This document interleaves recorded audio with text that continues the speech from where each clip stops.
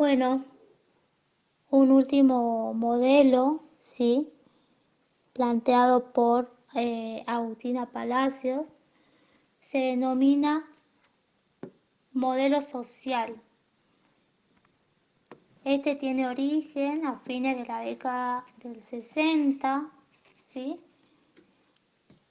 Y en este caso, las causas o los fundamentos que van a dar origen a este modelo social de la discapacidad no tienen que ver ya con cuestiones religiosas ni cuestiones vinculadas meramente a la salud, sino que tienen que ver con causas específicamente sociales, ¿sí?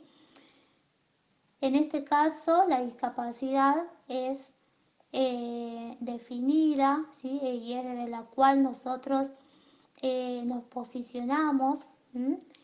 Es definida como un concepto que evoluciona y que resulta de la interacción entre las personas que tienen deficiencias y las barreras presentes en el entorno, ¿sí?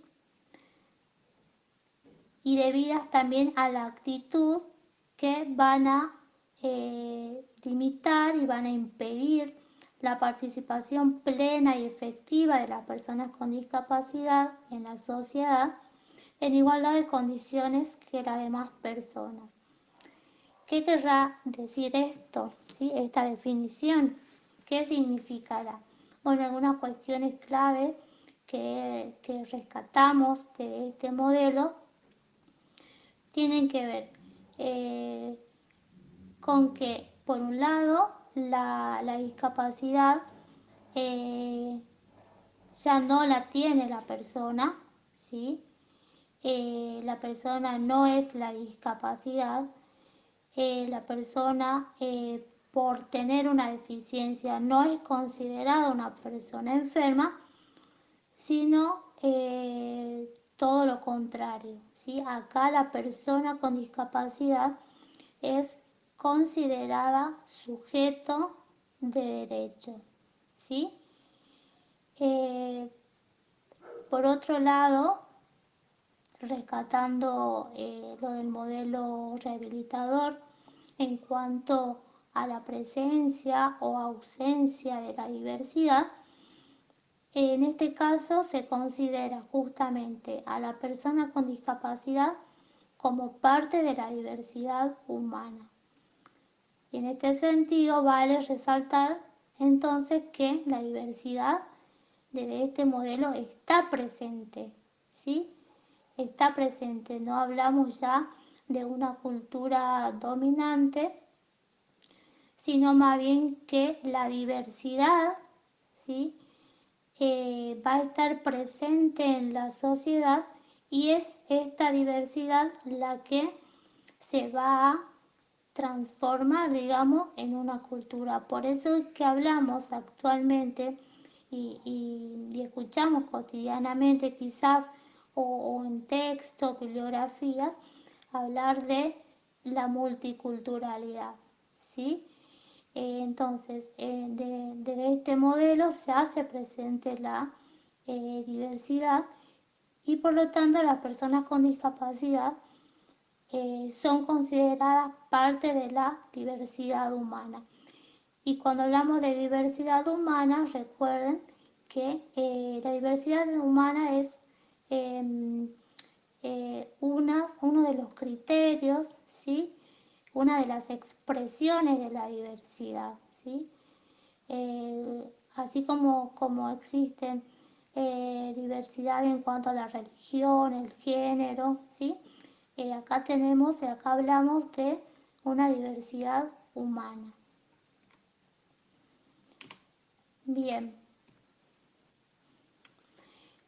una de las cuestiones claves que aparece en el concepto que les acabo de mencionar respecto de la diversidad, de la discapacidad, perdón, tiene que ver con las barreras. ¿Qué serán esto? ¿De qué hablamos cuando hablamos de barreras? Bueno, no se la voy a definir en estos momentos porque es un tema que junto a las terminologías empleadas vamos a, eh, vamos a desarrollarla más adelante, ¿sí? Pero sí voy adelantándoles, digamos, que las personas con discapacidad nos enfrentamos a múltiples y diversas barreras, ¿sí? Presentes en donde, decía la definición, en el entorno. Ese entorno puede ser justamente el entorno social, pero en los distintos ámbitos, ¿sí? En el ámbito familiar, en el ámbito laboral, en el ámbito educativo, ¿sí? ¿Por qué nombro estos ámbitos? Porque si consideramos a las personas como sujetos de derechos, entonces la persona con discapacidad va a tener el derecho a participar dentro de estos ámbitos, ¿sí? El educativo, el laboral, el familiar, el recreativo, ¿sí? Bien. Ahora, respecto de las terminologías empleadas, eh, mencionamos en el modelo médico rehabilitador muchas terminologías, ¿sí? Que de este modelo van a ser consideradas terminologías peyorativas, discriminatorias, ¿sí? Negativas, eh, que, digamos, van a violentar, digamos, esa dignidad intrínseca de la persona, ¿sí? Hablando siempre de la persona con discapacidad. En este caso se consideró oportuno, ¿sí? Las mismas personas con discapacidad consideraron oportuno la terminología persona con discapacidad, ¿sí? Eh, y también algunos hablan ya de personas en situación de discapacidad. Eh, ¿Por qué tenemos que hablar de personas con discapacidad? Se preguntarán ustedes si estamos diciendo que la discapacidad no está en la persona, sino que está en el entorno en que la persona se desenvuelve. Bien, cuando hablamos de personas con discapacidad, no estamos diciendo, no decimos, ¿sí?, que la discapacidad está en la persona, sino que estamos haciendo alusión a que esa persona, ¿sí?, que tiene alguna deficiencia, está en permanente interacción con el medio, con el entorno, ¿sí? ¿Por qué? Por un lado es considerada ante todo y sobre todo una persona, y como persona, en tanto ser humano, es un ser social, ¿sí? Está en constante relación, vinculación, interacción con otros, ¿sí? Y en distintos espacios.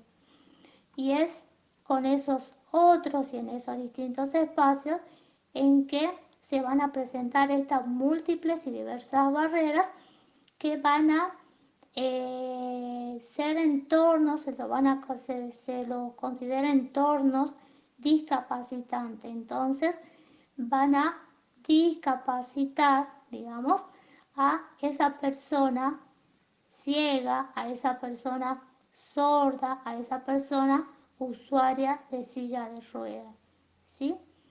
De todas maneras, eh, no me voy a detener mucho en esto porque más adelante, en otra de las clases, lo vamos a desarrollar con más detalle.